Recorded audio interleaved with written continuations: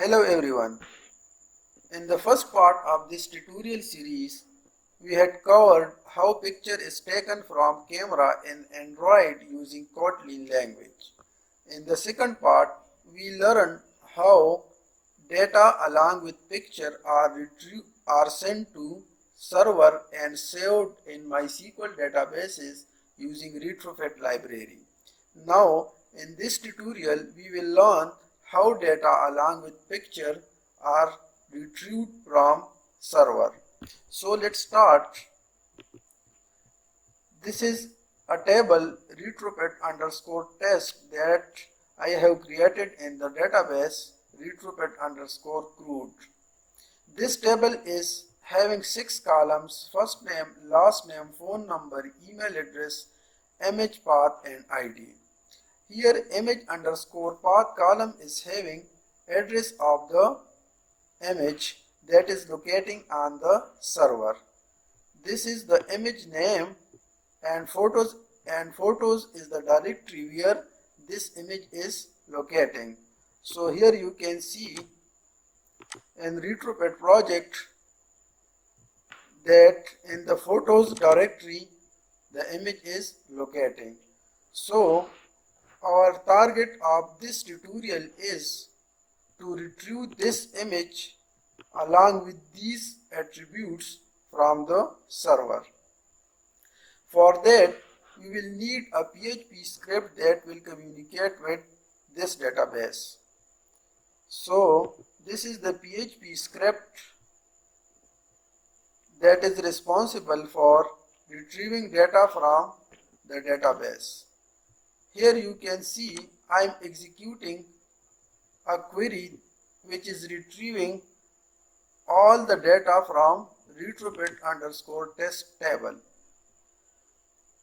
Once the data is retrieved, then I am looping all the data that have been received in this variable and putting them in an array called data array. In each iteration, here I am pushing data from data array into another array which is called response at index data underscore array.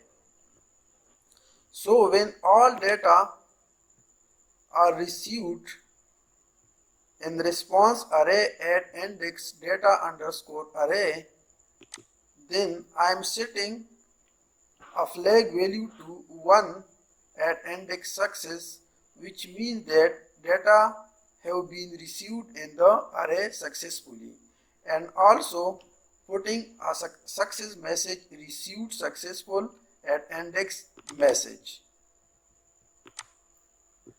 Here I am returning the result in the JSON format.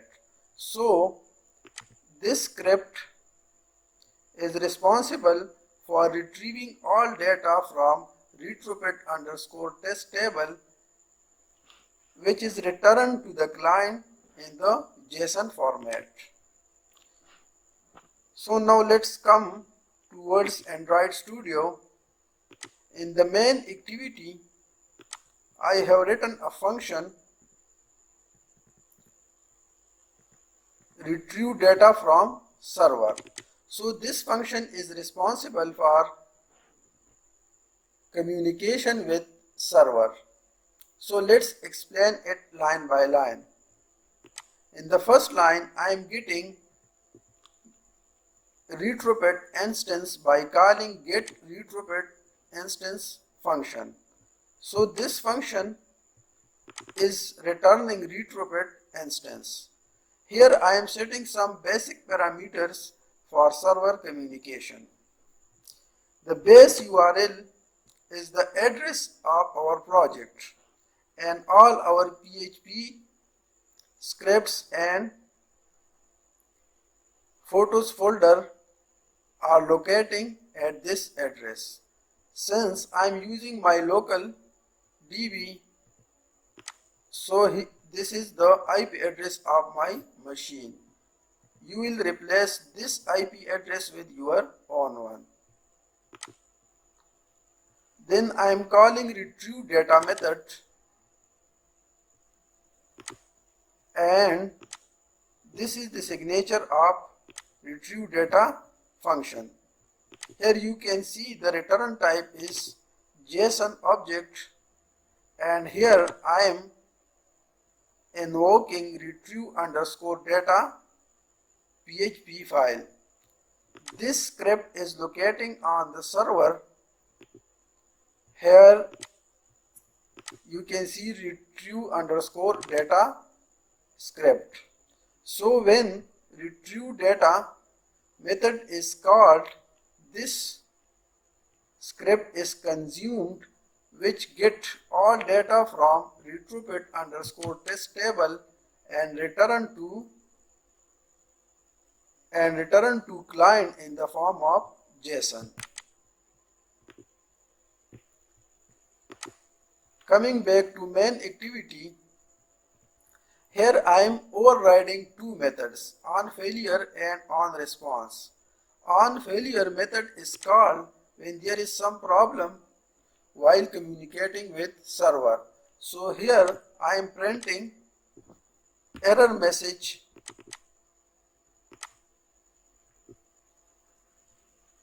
if communication is succeeded. On response function is invoked.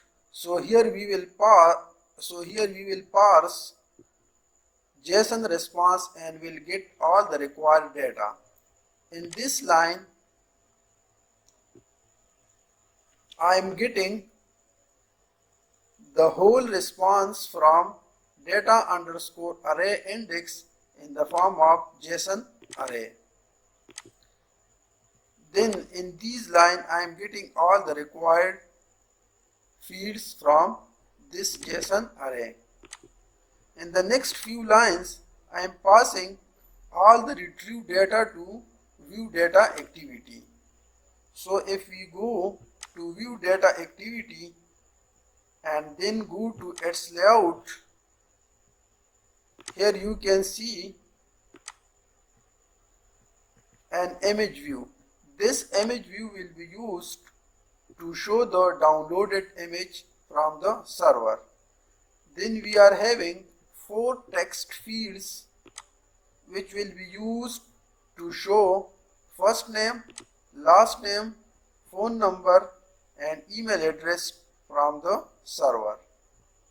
So coming back to view data activity, here you can see I am getting all the past data from main activity and setting them in the corresponding text views. Then I am getting image path which I am passing to a custom function download image with glide. I have written this function using glide library. Glide is a very powerful and simple library which is used to download images from server.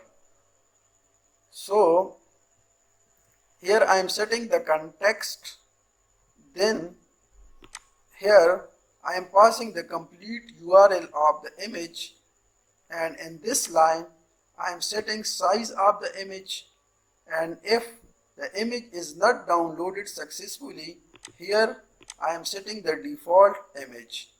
So if the image is downloaded successfully, I am setting that image in this view. Now coming back towards main activity, here one thing more needs some explanation. Here I am getting all data from index 0 of JSON array. As there are a single record in the table, so this array will also have a single record at index 0. That's why I am retrieving all data from index 0. If there are multiple records in this table, then this array will have also multiple records. Then in that case we will loop this array using for loop and will save data in an array list that we will cover in the next tutorial.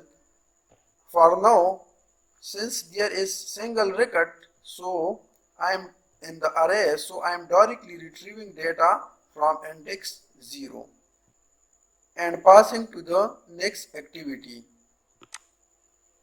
This retrieve data from server method is called when retrieve button is clicked. So when we will click retrieve data button, retrieve data from server method will be called. So let's run the code. I have already created virtual device. So let's wait for some time. The code has been run successfully. When I will click retrieve button, image along with attributes data will be retrieved from server and will be shown in the view data activity. So let's test it. So data has been received from server. The image has been set in the image view and first name, last name, phone number and email address have been set in the corresponding text views. So that's it for today. Thank you.